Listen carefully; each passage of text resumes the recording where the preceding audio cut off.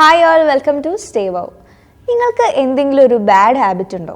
ചിലപ്പോൾ നിങ്ങൾക്ക് അത് എന്താണെന്ന് ചിലപ്പോൾ നിങ്ങൾക്ക് അറിയുന്നുണ്ടായിരിക്കില്ല. നമ്മൾക്ക് എല്ലാവർക്കും ഒരുപാട് ബാഡ് ഹാബിറ്റ്സ് ഉണ്ട്. നമ്മൾ അറിയാതെ പോകുന്ന ഒരുപാട് ബാഡ് ഹാബിറ്റ്സ് ഉണ്ട്. അവ നമ്മളെ ഭരിക്കാൻ തുടങ്ങുമ്പോൾ, അതായത് നമ്മുടെ വിജയത്തിലേക്കുള്ള വഴി അത് തടസ്സപ്പെടുത്തും.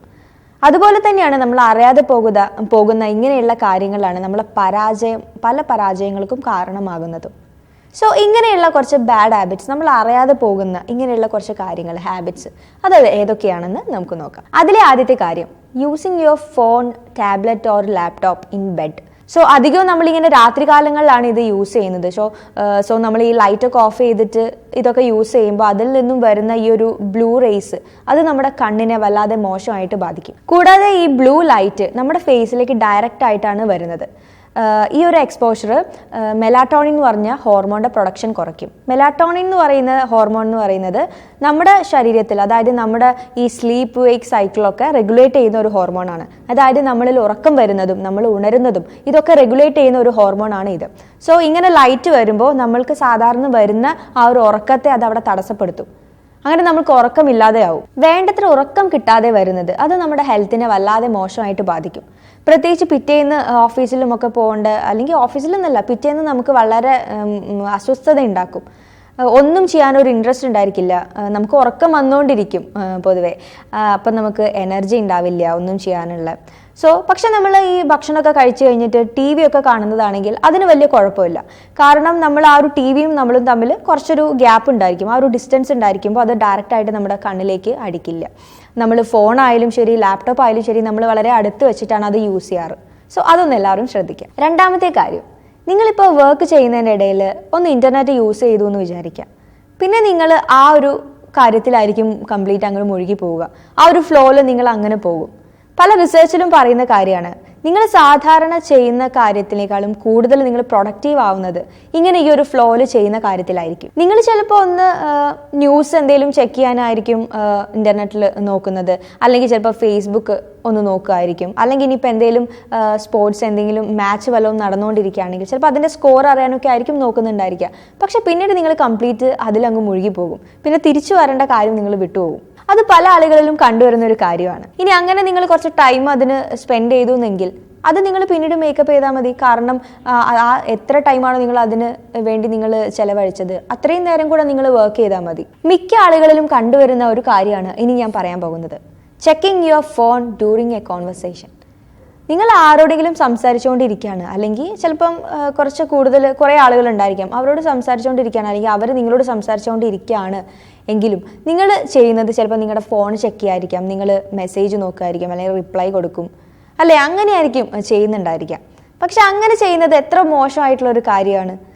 അത് നമ്മളോട് സംസാരിച്ചുകൊണ്ടിരിക്കുന്ന ഒരാളെ ഇൻസൾട്ട് ചെയ്യുന്നതിന് തുല്യമല്ലേ? അതുകൊണ്ട് focus all your energy on the conversation.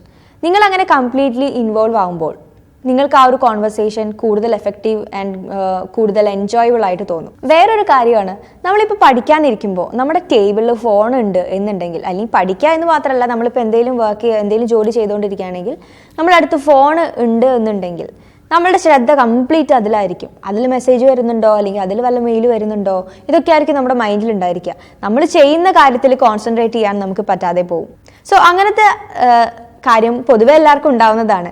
അതുകൊണ്ട് നിങ്ങൾ ചെയ്യുന്ന ആ ഒരു കാര്യം ഒരു 1 hour നിങ്ങൾ അത് ചെയ്തിട്ട് ഒരു ജസ്റ്റ് ഇടയിൽ ഒരു ചെറിയ ബ്രേക്ക്, ഒരു 10 minutes ബ്രേക്ക് എടുത്തിട്ട് നിങ്ങൾ അതൊക്കെ ഒന്ന് ചെക്ക് ചെയ്യുക. അത് കഴിഞ്ഞിട്ട് ബാക്ക് ടു വർക്ക്, പിന്നെയും നിങ്ങൾ ചെയ്യുന്ന കാര്യം ചെയ്തുകൊണ്ടിരിക്കുക. നമ്മൾ അറിയാതെ പോകുന്ന മറ്റൊരു കാര്യമാണ് മൾട്ടി ടാസ്കിങ്.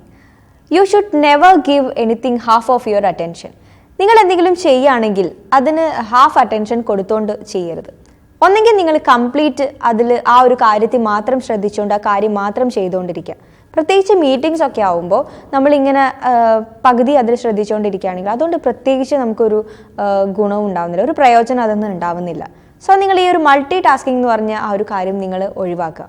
ചെയ്യുന്ന ഒരു കാര്യത്തിൽ മാത്രം കോൺസെൻട്രേറ്റ് ചെയ്ത് ചെയ്യാൻ നോക്കുക. ഇങ്ങനെ എല്ലാം കൂടെ നമ്മൾ ചെയ്ത് ഇങ്ങനെ ഇരിക്കുകയാണെങ്കിൽ നമുക്കൊന്നിലും മര്യാദയ്ക്ക് നല്ല രീതിയിൽ കോൺസെൻട്രേറ്റ് ചെയ്യാൻ പറ്റില്ല. Comparing yourself to other people, അത് പല ആളുകളും ചെയ്യുന്ന കാര്യമാണ്. അതായത് സ്വയം വിലയിരുത്തുന്നത് മറ്റുള്ള ആളുകളെ നോക്കിയിട്ടായിരിക്കാം.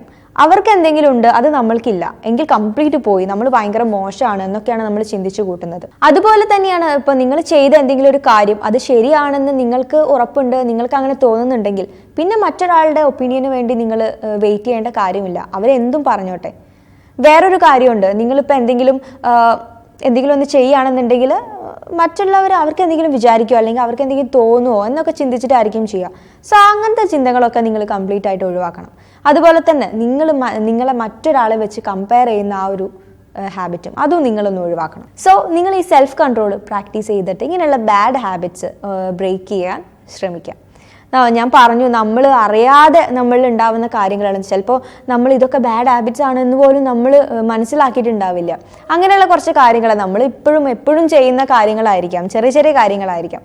സോ അതൊക്കെ ഒന്ന് ശ്രദ്ധിച്ചിട്ട് നിങ്ങൾ ഇങ്ങനത്തെ കാര്യങ്ങളൊക്കെ ഒന്ന് കാര്യങ്ങൾ ഇതൊക്കെ ബാഡ് ഹാബിറ്റ്സ് ആണ് എന്ന് അറിഞ്ഞ സ്ഥിതിക്ക് ഇതൊക്കെ നിങ്ങളൊന്ന് മാറ്റിയെടുക്കാൻ ശ്രമിക്കാം.